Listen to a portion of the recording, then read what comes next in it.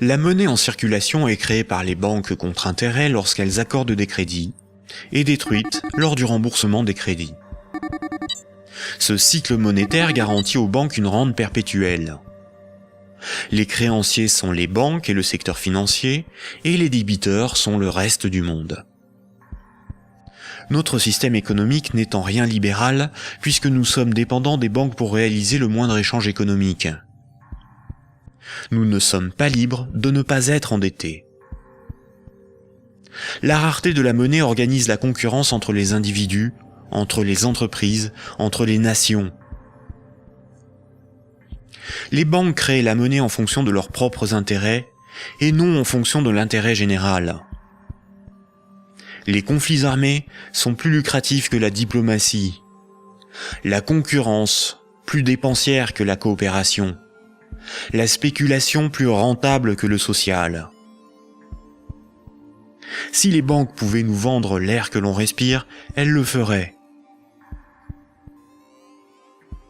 Pour certains philosophes des siècles passés, voici l'ordre naturel des choses.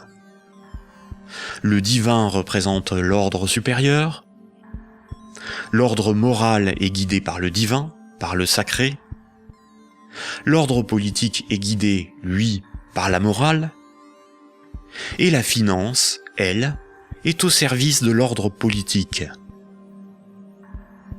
Mais si la monnaie n'est plus le reflet des échanges économiques de ceux qui créent les richesses réelles, mais le moyen par lequel ces richesses réelles sont échangées, l'argent devient le maître du monde. Une inversion des ordres s'opère.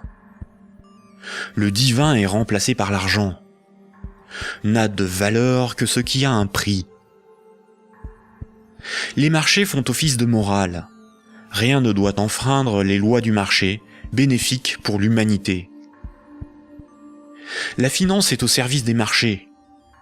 Les financiers sont les nouveaux prophètes, ils défendent l'immanente main invisible. La politique et l'État sont au service de la finance, car ils en sont dépendants. Ils sont forcés de défendre les intérêts de la finance au détriment de ceux des peuples. Frédéric Bastiat, économiste politique au XIXe siècle, disait ceci. Quand le pillage devient un moyen d'existence pour un groupe d'hommes qui vit au sein de la société, ce groupe finit par créer pour lui-même tout un système juridique qui autorise le pillage et un code moral qui le glorifie.